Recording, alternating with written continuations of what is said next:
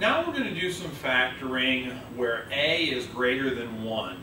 Remember, a is when we have our common form is ax squared plus bx plus c. The a is the number that's in front of the x squared. So every problem that we factored, so far has either been a common factoring problem or it's been one of the trinomial ones. But every trinomial one has always had a equal to 1. What happens if you get a trinomial or you get something where a is not 1, a is 2 or 3 or something like that? The first thing that we want to try to do is we want to try to factor it out with a common factor. So if we look at 3x squared, 15x, and 18, they each have a common factor, something you can divide out of all three of them, and that number is 3. It has a common factor of 3. When you do these problems, always try to common factor first. And that's what I'm doing here. So if 3 is the common factor, we divide each term by 3. And that leaves me with x squared plus 5x plus 6. This looks familiar. This is what we just did. This is trinomial factoring. Hey, this is just a good old-fashioned trinomial. So let's go on ahead and let's set it up here. We got x and x. And I need factors of 6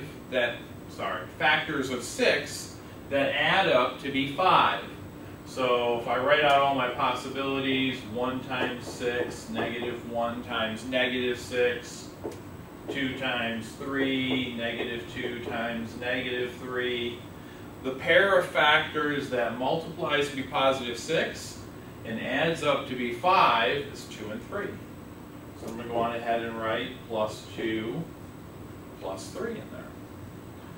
Okay? Now, you could re-multiply this all out to check it, and you would come back to 3x to the second plus 15x plus 18. At this point, we're not going to check them. I'm going to let you check those on your own. Okay, another example. 4x squared plus 20x minus 24. Again, a is greater than 1. Let's look for a common factor. On all three of these, you can divide a 4 out of them. So 4, I'll divide 4's out of each of them. And that leaves me with x squared. See, 20x divided by 4, that's 5x. Negative 24 divided by 4, and that's minus 6. I picked this problem purposefully. You notice this first one, we ended up with plus 6, and I wrote out all my factors, didn't I? Now I have minus 6. So now for minus 6, all of my combinations, 1 times negative 6, negative 1 times 6. 2 times negative 3, negative 2 times 3. Excuse me. So, when I look at these, which pair of these multiplies to be negative 6 and adds to be positive 5? That would be negative 1 and 6. A little sign change changes a lot on your factors. So I've got 4, my x and x, and then minus 1 plus 6. Just don't forget, every now and then somebody asks me, what if I would have written plus 6 minus 1? That's the same answer. The order does not matter. For the last one, a common factor of 3, you'll notice that yes, these are fairly contrived. So we get x squared, and that's minus 6x plus 8.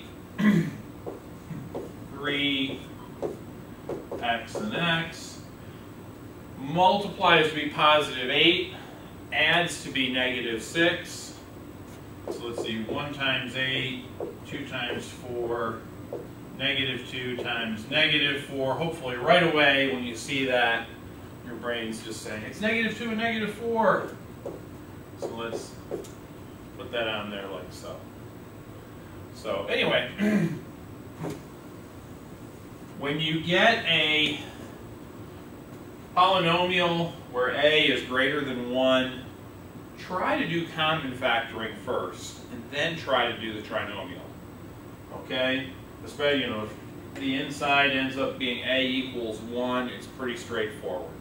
That's always your first shot.